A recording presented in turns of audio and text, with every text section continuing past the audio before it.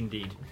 Well, that was very interesting, and it overlaps with an awful lot of what I know about the situation in Romania and have looked into personally myself. I'm here because a year ago I wrote a report for the Henry Jackson Society in the UK called Fighting Corruption with Contricks, Romania's Assault on the Rule of Law.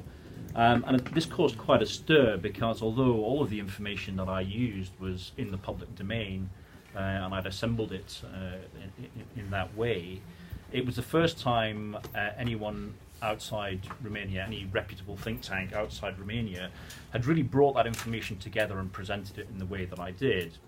And the conclusion that I came to was that in Romania the anti-corruption fight had become, in a sense, a cover for political score settling and extremely serious violations of human rights that put Romania in breach of its European obligations. In essence, I was arguing that the anti-corruption fight in Romania had itself become corrupted in a very fundamental way. Now, the reactions to this were several. A lot of people welcomed it. There was a fair amount of surprise and shock, I think. My own motives were attacked by those who were unwilling to hear what I was saying. And the DNA, the Anti-Corruption Agency, made a formal referral of my report to the Superior Council of Magistracy on the basis that it constituted an attack on judicial independence, of all things. The very problem I was highlighting in my report, which I'll come on to, which is the extent to which prosecutors and politicians are undermining the rule of law and undermining judicial independence, was something that I was accused of in a startling example of what I would call Soviet-style doublethink. And the CSM eventually produced its finding, a very diluted and tangential ruling in which they, more or less without saying so, tried to imply that the DNA's assessment of my report was correct. A very clear tool of intimidation, I think, intended to be a tool of intimidation against me and against the organisation that I was writing for. Not that it particularly succeeded, because I'm not easily intimidated and I'm not within the reach, thank goodness, of those who have any ability to do me harm.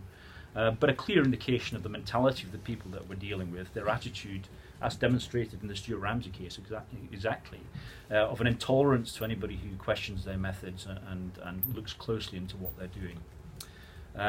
The one thing that hasn't happened a year after I wrote my report is I haven't been challenged on a single point of fact or analysis in my report.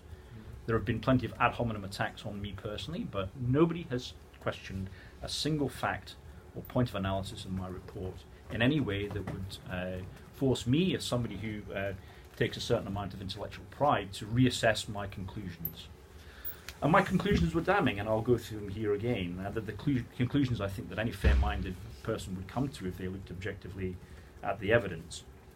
One is that justice in Romania has become heavily politicized. That was my first conclusion. And the anti-corruption fight has become, in a sense, a political football within Romania. Public anger, justifiable public anger at the level of corruption in Romania, has been abused by politicians, by law enforcement and justice bureaucrats to entrench their power and pursue goals which are covert and not declared and have nothing to do really with fighting corruption. There's a clear partisan pattern to the way that prosecutions in Romania have unfolded over the last decade and earlier, in fact.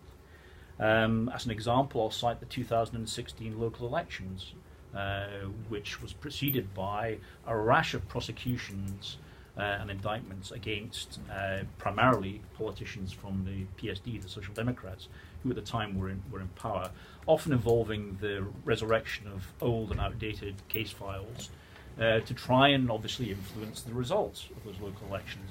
I don't say that because I regard the PSD as angels at all. They themselves have been amongst the worst offenders in this battle. And there's a pattern in Romania in which the victims then become the perpetrators when they're in a position to do so, and then become the victims again when they're out of power. This is a very clear sort of cyclical sort of pattern to the way these things unfold in Romania, unfortunately. The second thing I identified was a very unhealthy relationship between prosecutors and politicians.